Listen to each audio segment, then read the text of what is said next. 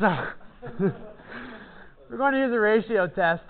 Let's just describe the ratio test one more time. It is a very powerful theorem, as you can see from the description above. The ratio test says, let the series of a sub n be a series with positive terms. Again, that caveat that we have with positive terms. And with the limit, as n approaches infinity, of one term in a sequence divided by its previous term equal to L. And we're going to refer to what L is. We can tell that the series is convergent if L is less than 1, divergent if it is greater than 1. However, it's inconclusive if it is 1. Bummer. But what this actually allows us to do is not only determine if it is convergent, but where it is convergent. And that right there talks about the radius of convergence. So the first thing we're going to do as an example, which is very similar to exercise 9 from your homework, is we're going to find the radius of convergence for this power series here. First of all, we need to recognize if this is non-negative. Is this a positive power series always? Is the a sub n, this sequence, is this always going to be positive? No. Take an odd degree n and deal with a negative number. We're not going to be able to get a positive number out of that. So what we're going to do is we're going to first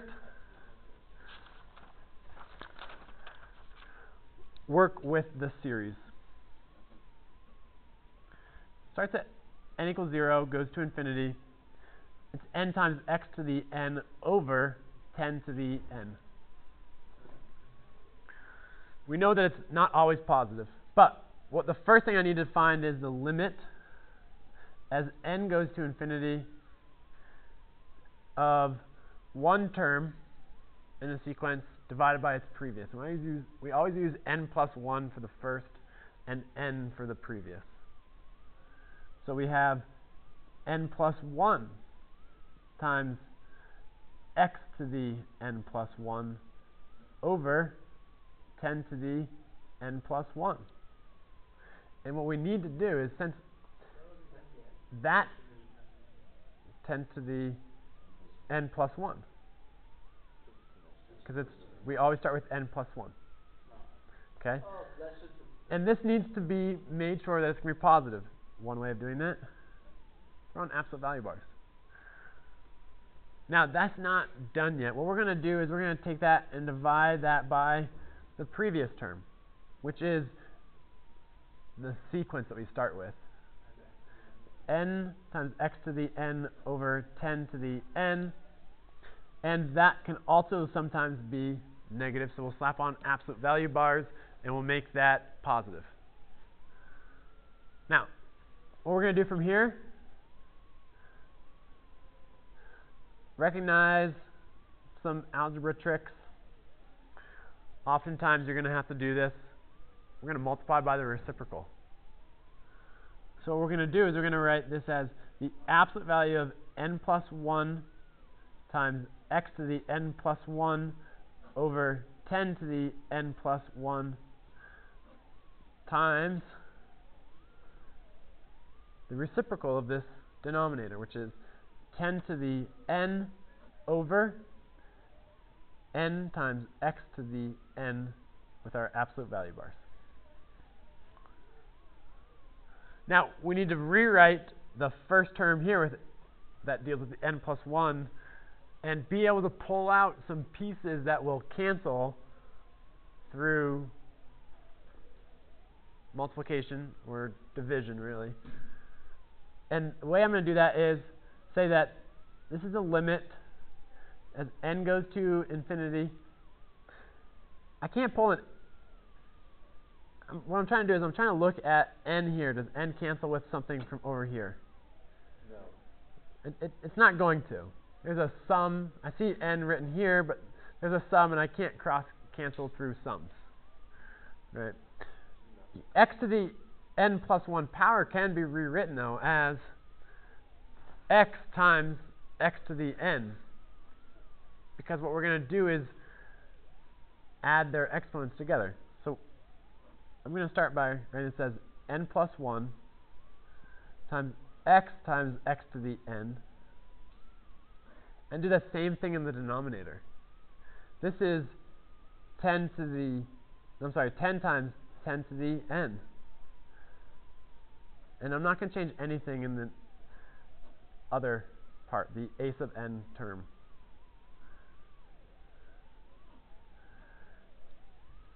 Because what I did was I took an x out of x to the n plus 1. Because this is really x to the first times x to the n, and we would add their exponents together. And that would be n plus 1, which is where I am here. So I'm decomposing this. We're going to be decomposing exponents quite a bit in the ratio test.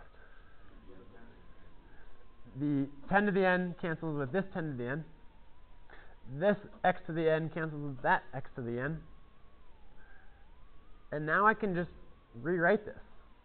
This is the limit as n goes to infinity of the absolute value of n plus 1 times x over 10n.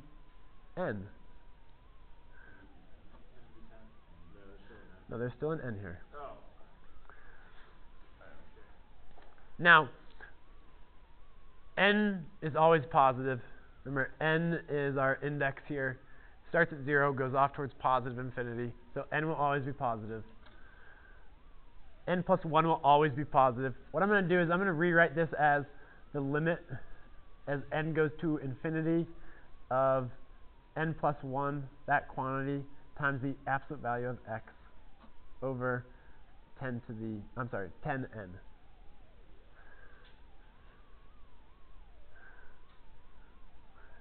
And now we're ready to actually evaluate this limit. That's as simplified as I can get that. So what is the limit? I have a polynomial. Remember, we're taking n to infinity.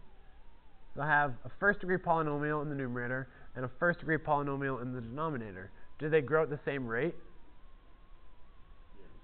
So their limit should just be the ratio of their coefficients. This is 1, this is 10. So it's 1/10. But what do I do with this absolute value of x? Does my limit refer to x? No. So we treat it like a constant. We're going to just keep it on board. It goes away. This is really infinity over infinity. So you can use L'Hopital's rule, take a first derivative if you'd like. You get 1/10. The limit as n goes to infinity of 1/10. Right? So this is what we can work with. When is this convergent? This is convergent. What the ratio test says is this is convergent if the limit is less than 1. So we know that what we're going to do is we're going to say 1/10 the absolute value of x is less than 1. And we're going to find an interval for which it is convergent. What's the first thing I do to solve for this? Multiply by 10. So we have the absolute value of x is less than 10.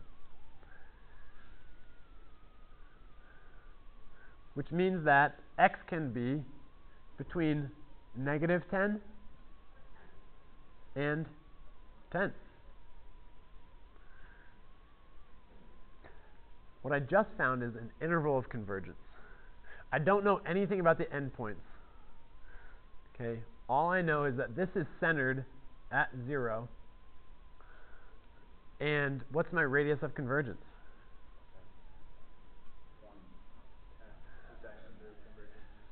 the diameter of convergence would be 20. That's an interesting way of thinking about it.